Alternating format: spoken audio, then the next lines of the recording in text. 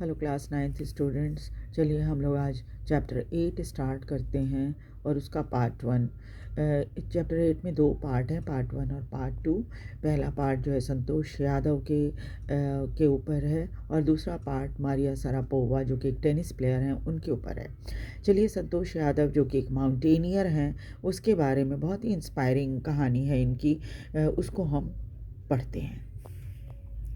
The only woman in the world who had scaled the Mount Everest twice was born in a society where the birth of a son was regarded as blessing, and a daughter, though not considered a curse, was not generally welcome.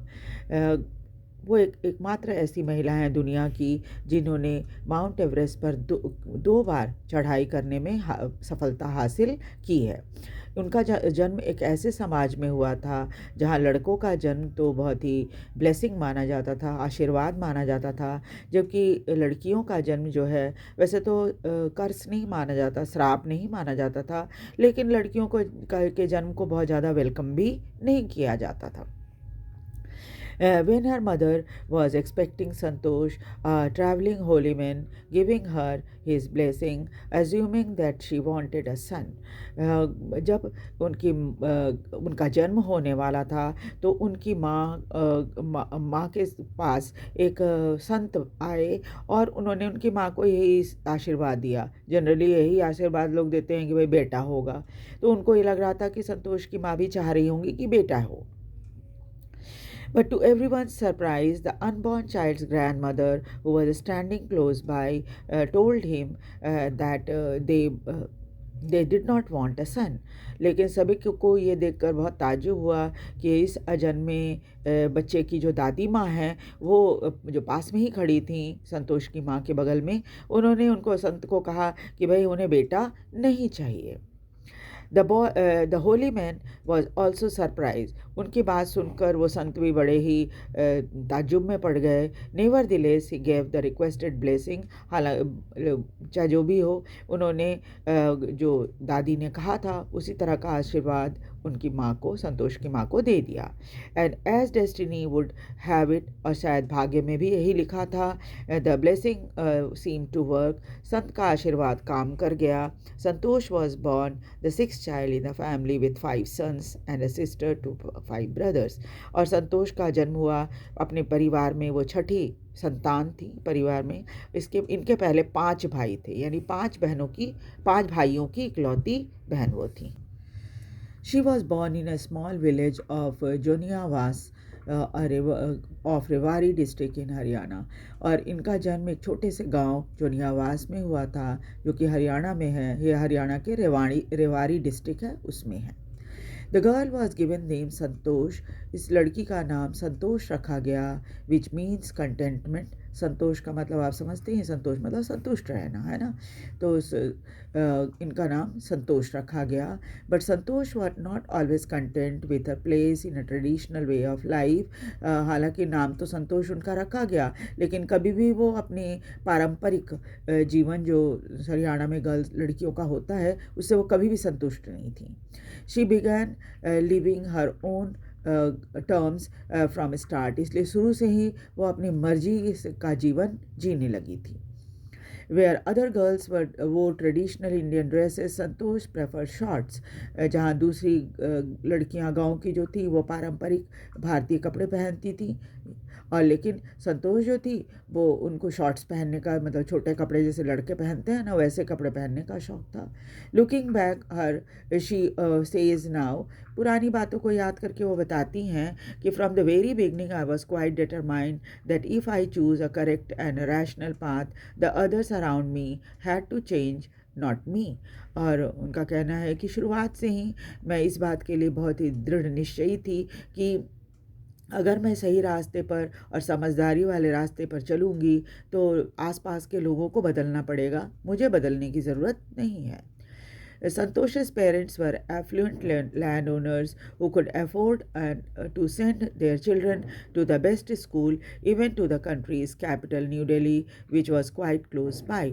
संतोष के parent अच्छे खासे अमीर जमीन जायदाद वाले व्यक्ति थे और वो अपने बच्चों का खर्चा दिल्ली जैसे जो कि राजधानी है देश की, वहाँ पर बच्चों को पढ़ने के लिए भेजने का खर्चा भी उठा सकते थे। इतने अच्छे अमीर परिवार था।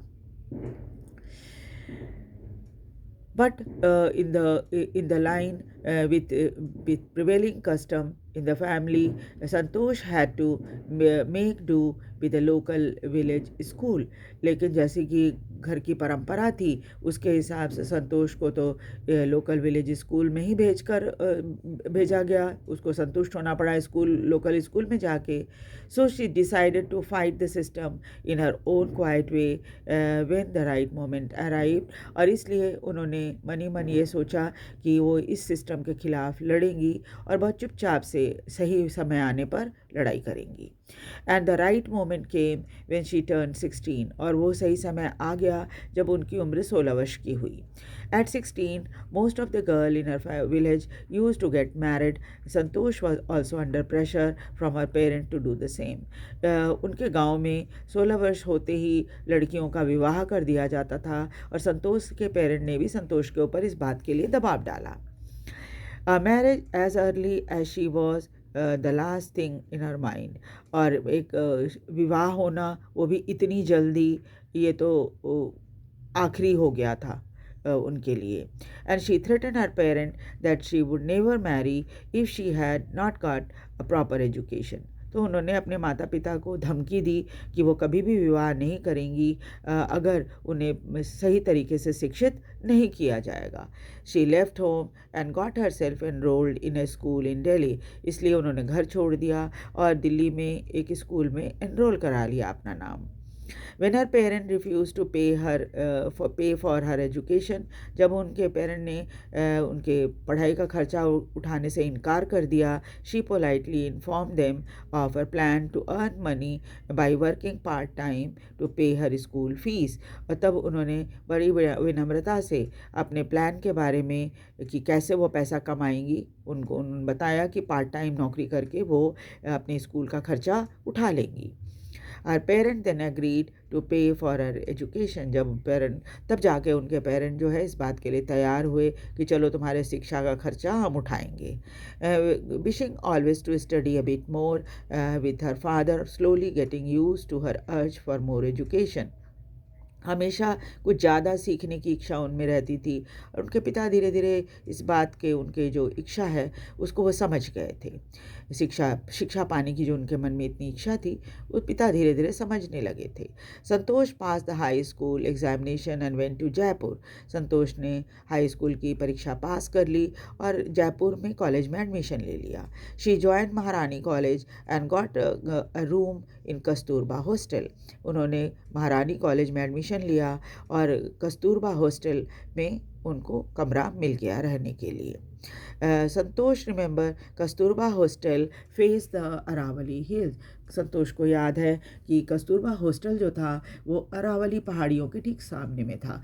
आपको मालूम ही है कि राजस्थान में अरावली की पहाड़ियाँ हैं, तो इनका हॉस्टल जो था उनके ठीक सामने में अरावली की पहाड़ियाँ थी।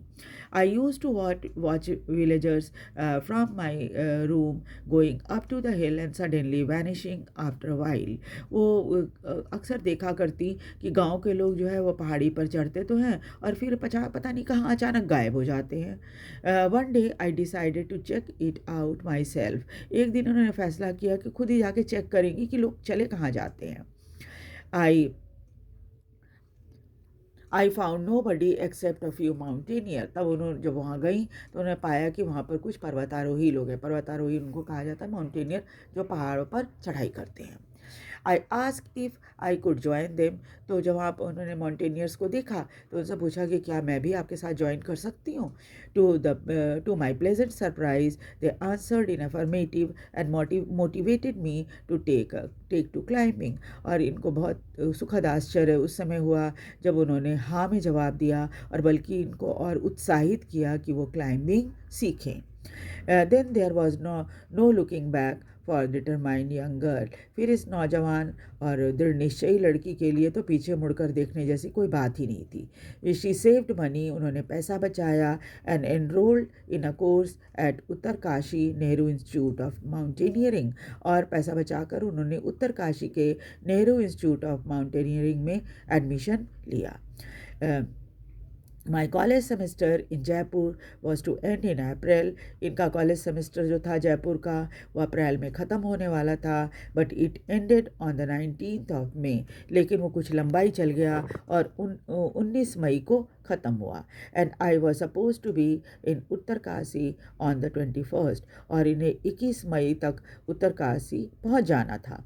सो I did not go back home, इसलिए वो घर वापस नहीं गई छुट्टियों में के बाद। And instead I headed straight for the training, सीधा वो उत्तरकाशी चली गई ट्रेनिंग के लिए। I had to write I letter of apology to my father, without whose permission I had got myself enrolled at Uttarkashi. और फिर इन्होंने एक माफ़ी का पत्र अपने पिता को लिखा कि बिना उनके परमिशन के उन्होंने अपने आप को एनरोल करा लिया था उत्तरकाशी के कॉलेज में, जो ट्रेनिंग इंस्टीट्यूट था उसमें। Thereafter Santosh went on an expedition every year. उसके बाद हर साल संतोष जो है वो एक्सपेडिशन कहते हैं, जो अभियान होता है ना, पर्वतारोहण अभियान, उसको एक्सपेडिशन कहा जाता है। तो एक्सपेडिशन के लिए हर साल जाया करती थी। हर क्लाइंबिंग स्किल मैच्योर्ड रैपिडली, और हर बार जब वो क्लाइंबिंग करती थी तो नया नया कुछ सीखती थी, तो थोड़े मैच्योर हो गई माउंटेनियरिंग में। Also she developed a remarkable resistance to cold and altitude. जो लोग पर्वतारोहण करते हैं, दो चीज़ें बहुत ज़रूरी होती हैं, क्योंकि जैसे जैसे आप पहाड़ पर चढ़ोगे ठंड बहुत ज़्यादा होती है, तो शरीर को अभ्यस्त होना चाहिए ठंड के लिए। और दूसरा क्या है, एल्टीट्यूड, ऊंचाई पर जैसे ही आप पहुंचते हो तो वहाँ पर ऑक्सीजन कम होने लगता है, तो सांस लेने में बहुत सारे लोगों को परेशानी होती है। तो ये था कि भाई आप को एल्टीट्यूड यानी ऊंचाई के लिए भी अभ्यस्त होना है। तो बहुत जल्दी ही इन्होंने ये दोनों चीज़ सीख ली। इक्विप्ड विथ आयरन विल, और बहुत ही एकदम बिल्कुल लोहे जैसी कटिबद्ध जो होता है व्यक्ति कि हमें दृढ़ निश्चयी, वैसी तो वो थी ही। फिजिकल एंड्योरेंस भी उनमें आ गया था बार बार पर्वत आरोहण करने के कारण। एंड अमेजिंग मेंटल टफनेस, और साथ ही साथ मेंटली वो बहुत टफ भी थी। She proved her self repeatedly, और इस चीज़ को उन्होंने बार बार साबित भी किया। The culmination of her hard work and sincerity came in 1992, और इसका परिणाम जो है वो 1992 में आ गया। उनकी सिंसियरिटी का जो परिणाम था वो। And just 4 years after she had shyly asked the Aravalli mountaineer if she could join them. ये सिर्फ उस समय अरावली के पहाड़ियों पर चढ़ने में जब वो गई थी, माउंटेनियर से बात जब की थी, उसके सिर्फ 4 साल ही हुए थे। सिर्फ 4 साल के बाद ही उनकी अचीवमेंट कहाँ से कहाँ पहुँच गई थी। बियरली 20 years ऑफ एज, उस समय सिर्फ उनकी 20 वर्ष उम्र थी। Santosh Yadav scaled Mount Everest, becoming the youngest women in the world to achieve the feat. और तब जब सिर्फ 20 वर्ष की उम्र में संतोष यादव ने माउंटेन जो है माउंट एवरेस्ट, उस पर चढ़ने में सफलता पा ली, और दुनिया की सबसे कम उम्र की महिला बनी जिन्होंने माउंट एवरेस्ट पर चढ़ाई में एक सफलता हासिल की। If her climbing skill, physical fitness, and mental strength impressed her seniors, her concern for others and desire to work together with them found her the special place in the heart of fellow climbers। और भी बहुत सारे गुण उनमें थे, जिनमें climbing skill तो उनमें आ ही गया था, क्योंकि बार बार वो जाती रहती थी एक्सपेडिशन पे। फिज़िकल फिटनेस भी रहते, फिज़िकली जब तक आप फिट नहीं होगे माउंटेनियरिंग कैसे करोगे। मेंटल स्ट्रेंथ भी उनमें बहुत था, और ये इन तीनों गुणों ने इनके सीनियर्स को बहुत प्रभावित किया था। इसके अलावा क्या था, वो ये अकेले तो माउंट एवरेस्ट पर चढ़ते नहीं हैं, टीम में चढ़ते हैं। तो टीम के साथ मिलजुल कर काम करने का की जो ये गुण था उनमें, वो भी लोगों को बहुत इम्प्रेस करता था। और इसी कारण क्या था, उनके साथी क्लाइंबर जो थे उनके दिल में बड़ी अच्छी जगह संतोष यादव के लिए थी। ड्यूरिंग द 1992 एवरेस्ट मिशन, जब 1992 में एवरेस्ट की चढ़ाई पे वो थी, Santosh Yadav provided special care to the climber who lay dying at the South Pole. तो संतोष यादव ने अपने साथी क्लाइंबर के ऊपर विशेष ध्यान दिया था, जो कि साउथ पोल पर फंस गए थे और बिल्कुल मरनासन्न थे। She was unfortunately unsuccessful in saving him. हालांकि बहुत कोशिश के बावजूद भी बदकिस्मती से वो उसको बचाने में कामयाब नहीं हो पाई। However she manage to save another climber, लेकिन दूसरे क्लाइंबर मोहन सिंह को बचाने में वो कामयाब हो गई, who would have met with the same fate had she not shared her oxygen with him. उसकी भी मृत्यु हो गई होती अगर संतोष यादव अपना ऑक्सीजन सिलेंडर उसके साथ शेयर नहीं करती। आपको पता ही है कि जो चूँकि चढ़ाई पर जब हम जाते हैं ऊपर में माउंट पहाड़ों पर, तो क्या होता है, हवा बहुत पतली हो जाती है, ऑक्सीजन बहुत कम होता है, तो माउंटेनियर लोग अपने साथ ऑक्सीजन सिलेंडर लेकर जाते हैं और जान बचाने के लिए, है ना, अपनी। तो इस वजह से क्या है, जब मोहन सिंह को उस समय ज़रूरत थी ऑक्सीजन की, तो संतोष यादव ने अपना ऑक्सीजन सिलेंडर उनको देकर उनकी जान बचाई थी। Within 12 months, Santosh found herself member of the Indo-Nepalese Women's Expedition that invited her to join them. उसके 12 महीने के बाद ही संतोष ने को इंडो नेपालीज वेमेंस एक्सपेडिशन में हिस्सा लेने के लिए निमंत्रण दिया गया। She then scaled the Mount Everest second time, और तब उन्होंने दूसरी बार सफलता हासिल की माउंट एवरेस्ट पर चढ़ने में, thus setting the record as the only women to have scaled the Mount Everest twice. इस तरह से उन्होंने दुनिया में एक रिकॉर्ड बना दिया, एकमात्र ऐसी महिला जिसने माउंट एवरेस्ट पर 2 बार चढ़ने में सफलता पाई है। And securing her self and India a unique place in the annuls of mountaineering, और इस तरह से अपना और भारत का नाम इतिहास में दर्ज करा दिया, माउंटेनियरिंग के इतिहास में। In recognition to her achievement, उनके जो रिकॉग्निशन भारत सरकार ने भी उनके अचीवमेंट का दिया है। The Indian government bestowed upon her one of the nation top honours Padmashri, और इस तरह से भारतीय सरकार ने उनको सम्मान के तौर पर भारत का सबसे ऊंचा सम्मान पद्मश्री दिया है। Describing her feeling when she was literally on the top of the world, वो उस फीलिंग को बताती हैं जब उस समय दुनिया की सबसे ऊंची चोटी पर वो खड़ी थी। शी हैज़ सेड, तो बताती हैं कि it took some time for the enormity of the moment to sink in, और उनका कहना है कि जैसे जब हम पहुंच जाते हैं वहाँ पे, तो इतना भव्य और ऐसा अनुभव होता है जैसे कि अभी थोड़ा सोचते हैं कि हम सचमुच इतनी ऊंचाई पर पहुंच गए हैं क्या। Then I unfold the Indian tricolour, और उसके बाद वह थोड़ा सांस लेने के बाद वो भारत का तिरंगा झंडा वहाँ फहराती हैं, held aloft on the roof of the world, और दुनिया की छत पर ऊंचा अपना भारतीय झंडा लेकर खड़ी होती हैं। द फीलिंग इज़ इनडिस्क्राइबेबल, और उनका कहना है कि इस अनुभव को तो वो कभी भी बयान नहीं कर सकती, बता नहीं सकती। The Indian flag was flying on the top of the world, दुनिया की सबसे ऊंची जगह पर भारतीय झंडा लहरा रहा था। It was truly a spiritual moment, और ये बहुत ही एक पवित्र क्षण था। I felt proud as an Indian, उस समय मुझे बहुत गर्व हो रहा था कि मैं एक भारतीय हूँ।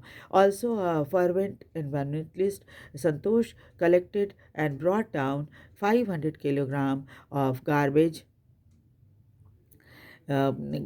from the हिमालयाज़, और वो बहुत ही पर्यावरण के प्रति बहुत ही सिंसियर हैं। इसलिए जैसे उन्होंने जब पहाड़ वो हिमालय पर्वत से नीचे उतर रही थी, तो उन्होंने जितना गार्बेज वो कलेक्ट कर सकती थी किया, लगभग 500 किलोग्राम गार्बेज वो हिमालय से नीचे उतार कर लेकर आई थी। तो ये तो संतोष यादव की बहुत ही इंस्पायरिंग स्टोरी है कि कठिन परिश्रम अगर आप करो तो हम ऐसा कभी हो ही नहीं सकता कि आपको सफलता न मिले। ठीक है, कठिन परिश्रम के साथ दृढ़ निश्चय होना भी ज़रूरी है। अपने लक्ष्य पर आप अडिग रहोगे तो ज़रूर अपने लक्ष्य तक पहुंच जाओगे। तो वीडियो कैसा लगा आप मुझे ज़रूर बताइए। इसे लाइक और सब्सक्राइब भी ज़रूर कर दीजिए, शेयर कीजिए ताकि दूसरे बच्चे भी इसे देख सकें और मुझे मोटिवेशन मिलता रहे। Thank you very much.